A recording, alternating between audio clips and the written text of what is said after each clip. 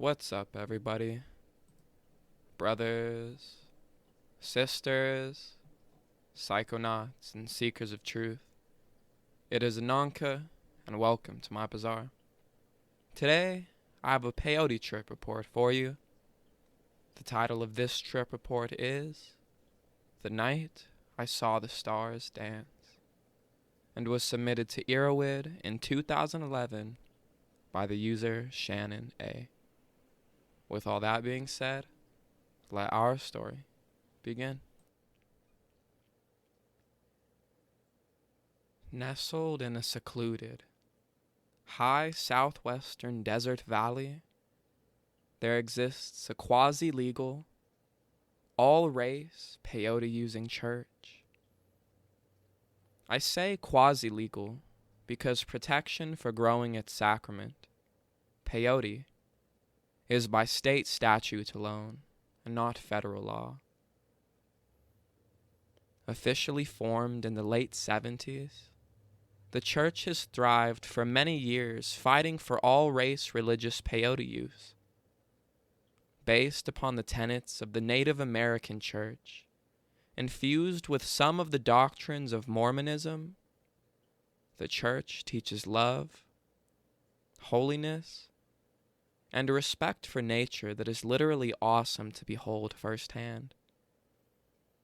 As I arrived at this seemingly barren location late one afternoon, I wondered what I would encounter in such a brutally hot desert locale. I was not disappointed. All I can say of the weekend experience is that it all finally made sense to me. Greeted at the door by the original founder of the church, I was received with open arms and immediately felt the love of my hosts. I was given a brief tour of the humble premises and was then shown the peyote house, where over 1,000 peyote cactuses were growing. One of the apostles proudly displayed a collection of illegal sacred plants.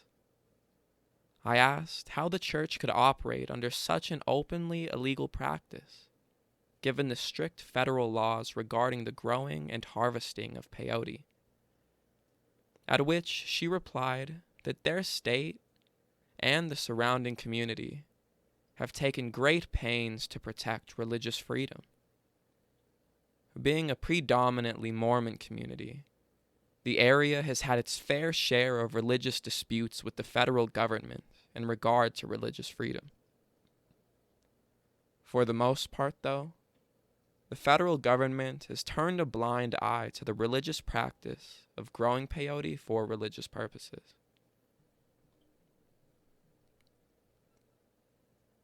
After settling down and setting up my tent on their land, I was awed by the beauty of nature that surrounded me. The desert was teeming with life, and a home nearby was decorated in colorful pottery, which supports the financial aspect of the church. Leaders of the church spend hours working on the pottery and seem to pass the time peacefully in intelligent conversation. It is solely up to these individuals to decide whether or not one is worthy, so to speak, of partaking of the Holy Sacrament. Upon my arrival, I can honestly say that I did not know whether or not I truly wanted to participate in their sacrament, or whether I was prepared for the experience. This said, my first test, it seemed, was with the founder of the church. He is a kind and gentle 25% Native American man who asked where I came from and the purpose of my visit. We spent time in rocking chairs while he introduced me to all of the pets and the wildlife that regularly visited the window of the house. He told stories of his military service in World War II and unselfishly imparted his words of wisdom upon me about the meaning of life, the history of his legal troubles, and his fight for all race peyote use. Though he is a dedicated servant of the church, I felt no pressure from him to comprehend the complexities involved in using peyote, and I was unsure of what he thought of my responses to his many questions. One thing I did know for sure: this man had religious and social convictions that were on par with any man I have ever met.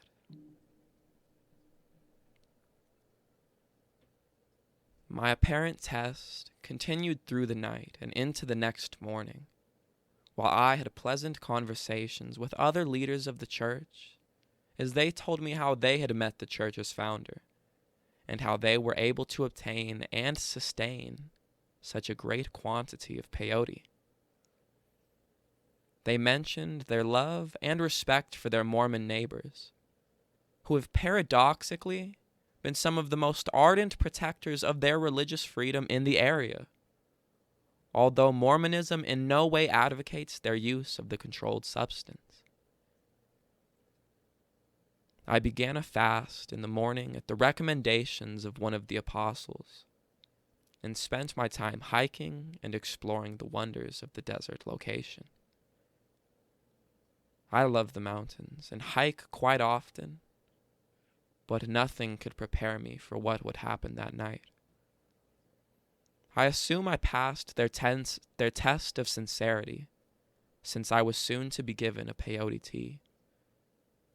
I was honored at this gesture, and listened intently as the apostles explained what to expect, if anything. Again, I was not disappointed, for that night was the night I saw the stars dance.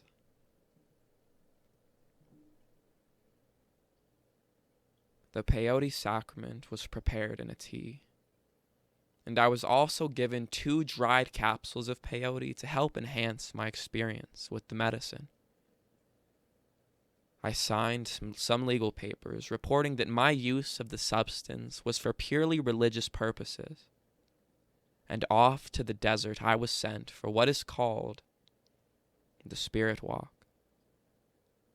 Unlike the structure and ritual of the NAC peyote ceremony, the Spirit Walk is a solitary journey that the church's founder reminded me was the key to finding out the answers to difficult questions.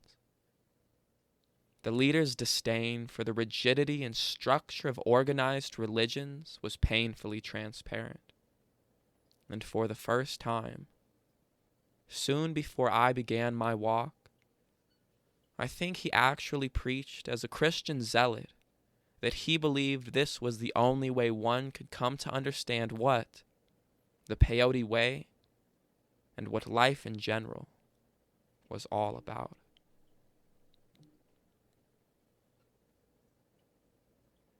I retired to my tent, slowly ingesting the most disgustingly bitter tea of my life. As I relaxed on a lawn chair, literally in the middle of nowhere, I awaited the effects of the psychoactive substance in peyote, mescaline, to take effect. Ever so slowly, my body began to feel warm and intensely uncomfortable. A small buzz arose in my ears, and it culminated in what seemed like the vomiting of the entire tea that I consumed over the space of about an hour. I swallowed the peyote capsules given to me with a splash of water, and slowly but surely, everything finally made sense. All the years of my research and reading began to unfold before my eyes. The isness of Huxley, the tune-in of Leary, the set and setting of Smith all fell into place as I watched the moon begin to brighten with an intense array of color. The trees and the ground below me were infused with what I can only describe as life. Their colors though it was now well past dark, were a heightened green and brown with spots of red, blue, and yellow. As I looked up into the beautiful night sky, I noticed that my mouth had been wide open in awe for quite some time, because my throat, lips, and mouth were entirely parched. I soon became consciously aware of why this was the case. I was watching the stars dance.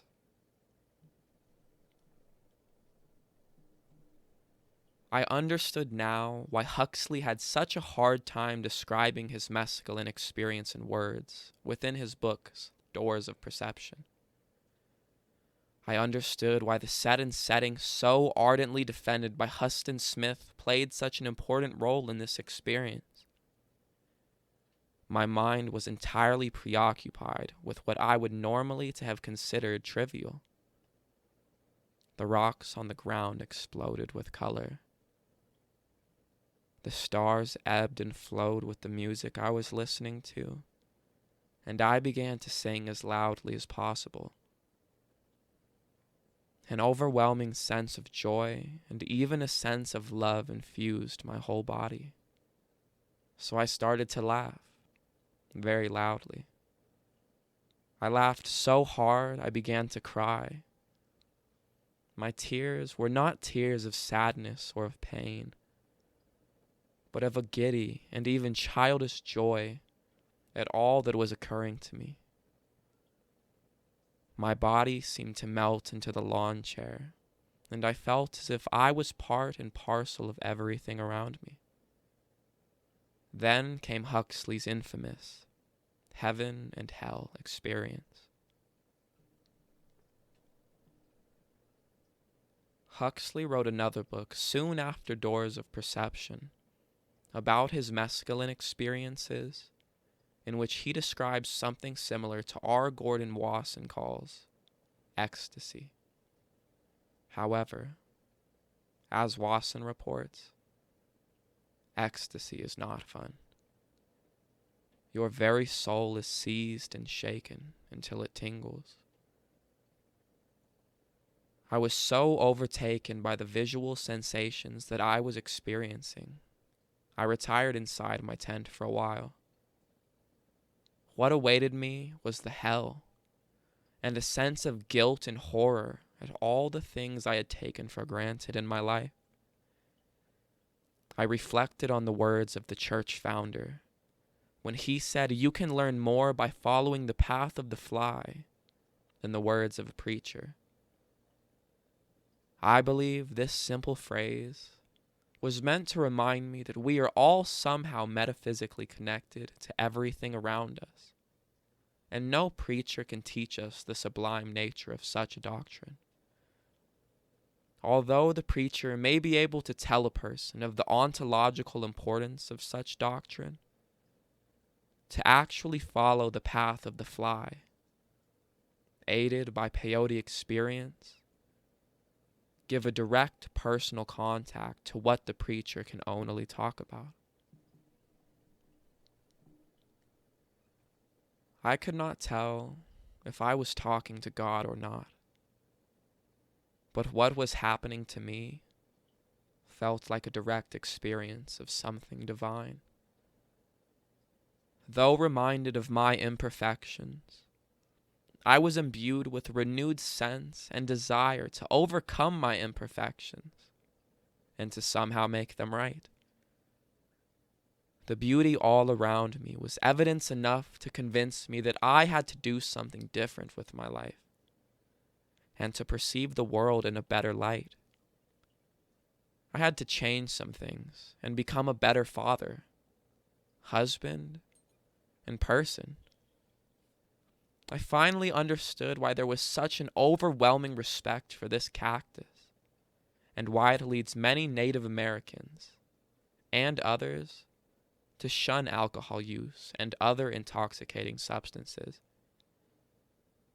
In everything, I saw goodness, and I inexplicably felt that I was part of that goodness. By this time, I had lost all sense of time, and sleep escaped me.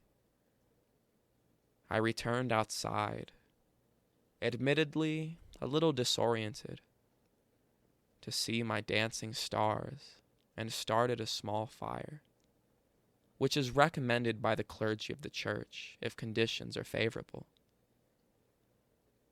I gleefully watched for what seemed like hours, but was probably only minutes, as the smoke and fire dwindled into the most beautiful embers of fading light.